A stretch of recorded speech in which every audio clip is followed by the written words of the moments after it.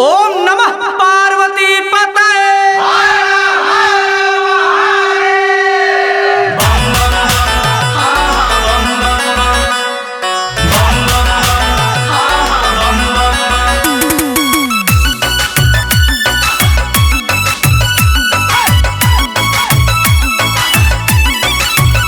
मेरे सर पे महादेव जी का हाथ है, मेरे सर पे महादेव जी का हाथ है।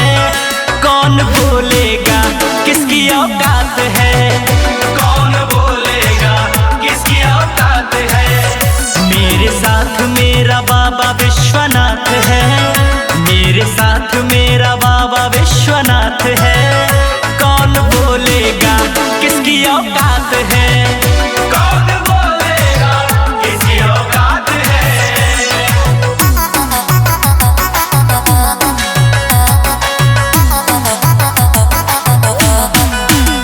मेरे सर पे महादेव जी का हाथ है, कौन बोलेगा किसकी औकात है, कौन बोलेगा किसकी औकात है।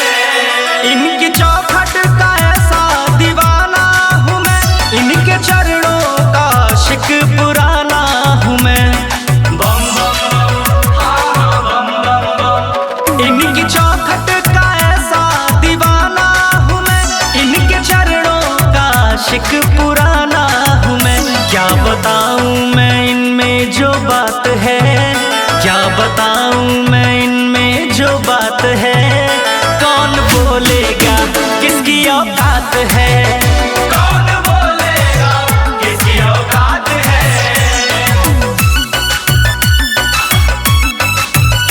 कौन बोलेगा किसकी औकात है। भोले की भक्ति में मस्त रहता हूँ मैं, बाबा की सेवा में व्यस्त रहता हूँ मैं। बम बम बम बम बम बम। भोले की भक्ति में मस्त रहता हूँ मैं, बाबा की सेवा में व्यस्त रहता हूँ मैं।